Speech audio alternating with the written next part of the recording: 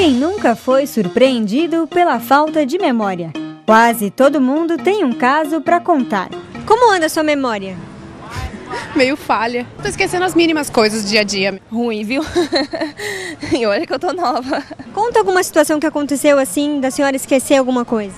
Procurar o óculos está no meu rosto. Ultimamente eu esqueci só o celular só. Fui fazer uma prova teórica de carro e não passei porque na hora me deu um branco assim. Estudei, mas deu um branco. Temos a memória ultra rápida, em que a retenção da informação não dura mais que alguns segundos, como por exemplo quando alguém diz o número de um telefone para eu tomar nota. A memória de curto prazo, que dura minutos ou horas e serve para gerenciar a realidade, como atividades do dia a dia, marcar uma consulta médica, comprar o gás de cozinha que acabou e etc. E a memória de longo prazo, que é aquela consolidada, que para se formar envolveu habilidades e repetições, como aprender a dirigir, andar de bicicleta ou algo mais simples, mas de grande importância como datas de casamento, o nome do autor do livro que gostou bastante e por aí vai. Segundo os médicos, todo mundo está sujeito a alguns esquecimentos. O cérebro, ele tem que ter um mecanismo de filtrar as informações. Por isso, o esquecimento é extremamente importante, senão nosso cérebro estouraria. Então, faz parte da memória esquecer. A memória não está localizada em uma estrutura isolada no cérebro. Ela é um fenômeno biológico e psicológico envolvendo uma aliança de sistemas cerebrais que funcionam juntos. Mas é a região lateral do cérebro, chamada de lobo temporal, que apresenta um significativo envolvimento com a memória. O processo de memorização é complexo e envolve sofisticadas reações químicas e circuitos interligados de neurônios. As células nervosas ou neurônios, quando são ativadas, liberam hormônios ou neurotransmissores que atingem outras células nervosas através de ligações denominadas sinapses.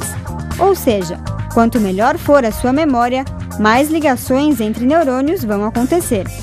Quanto aos esquecimentos corriqueiros, doutora Silvia explica que a ansiedade, o nervosismo e o estresse podem ser os principais causadores do branco, por exemplo. Acontece muitas vezes porque a pessoa está nervosa, ansiosa ou estressada. Como já mencionei, quando a pessoa está nessa situação, ela está liberando substâncias que vão inibir a memória.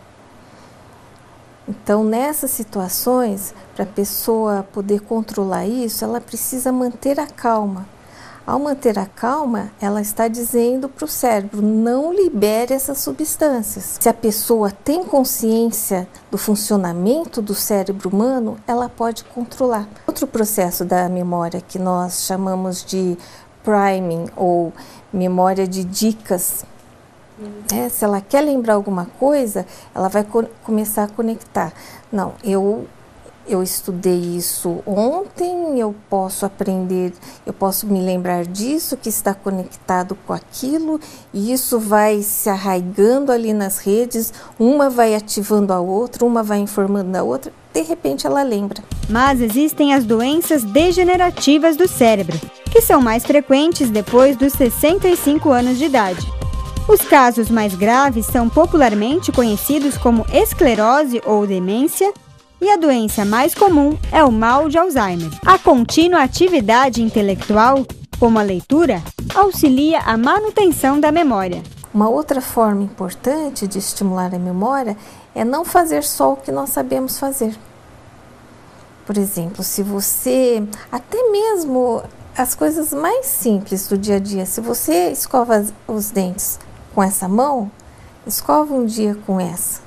Se você escreve com a mão direita, tente escrever com a mão esquerda. Porque quando você está fazendo uma coisa que você já sabe, que você já aprendeu, você está usando a memória habitual, aquela dos hábitos. Você vai direto, você não precisa pensar. Agora, fazendo coisas diferentes, você já vai ter que estimular outras áreas. Então, o segredo é estimular as conexões do cérebro. Atividade física regular e alimentação saudável também são fundamentais. A memória é um processo eletroquímico, né? Consequentemente, estão envolvidos substâncias químicas e elétricas. As substâncias químicas, elas são necessárias para um dos processos da memória e os alimentos contêm essas substâncias que a memória precisa.